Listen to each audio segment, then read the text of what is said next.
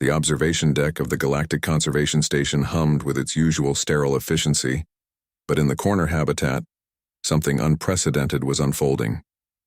Lyra sat cross-legged on the reinforced floor, a worn datapad in her hands, completely surrounded by creatures that would make most sapient species flee in terror.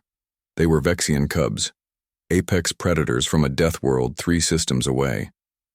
Even at 6 weeks old, their retractable claws could shred titanium alloy, and their developing jaw strength could crush bone.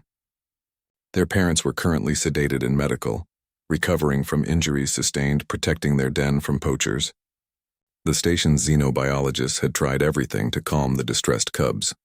Temperature adjustments, pheromone diffusers, even holographic simulations of their home environment. Nothing had worked. Until Lyra volunteered. "You humans are insane," Dr. Kellix had chittered, his compound eyes reflecting genuine concern. The arthropoid head researcher had every right to be worried. Vexians were classified as Class 5 way predators. Their cubs, though smaller, were no less dangerous when frightened or hungry.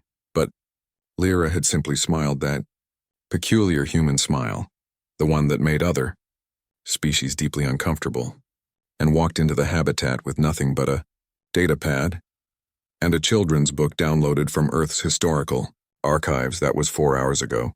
Now, Tor, the boldest of the 5 cubs, had his massive paws planted firmly on Lyra's thighs, his triple-pupilled eyes fixed on the glowing screen. He was the size of a human child, covered in midnight blue fur with bioluminescent stripes that pulsed with his heartbeat. When he had first approached, the observation deck had erupted in alarm. Security had nearly activated the emergency containment protocols. Lyra had just scratched behind his auditory ridges and kept reading.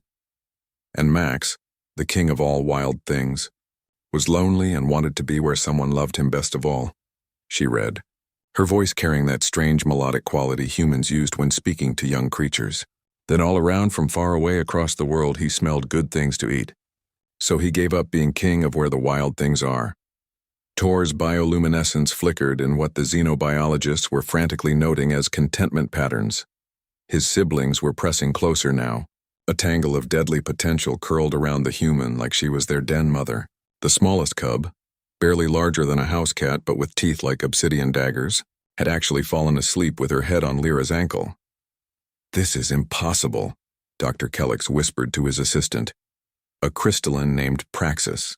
Vexians don't have a domestication history. They don't bond with other species.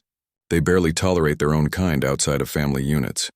"Humans," Praxis chimed, their crystalline structure refracting the observation lights into rainbow patterns. They befriended wolves on their death world, creatures that hunted them. Then they did the same with great cats, bears, even reptilian predators. It's not logical. "Nothing about humans is logical," Dr. Kellix muttered.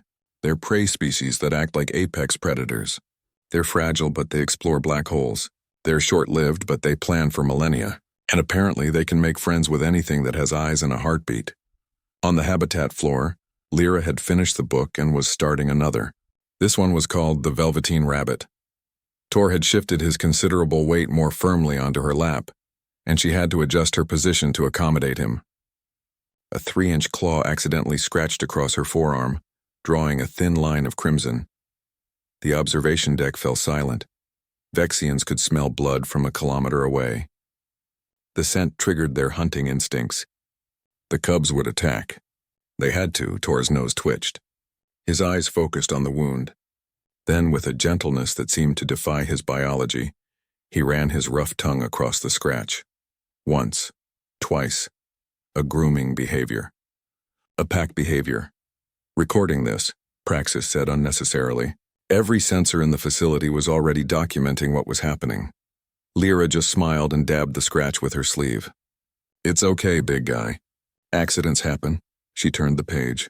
"Real isn't how you're made," said the skin horse. "It's a thing that happens to you.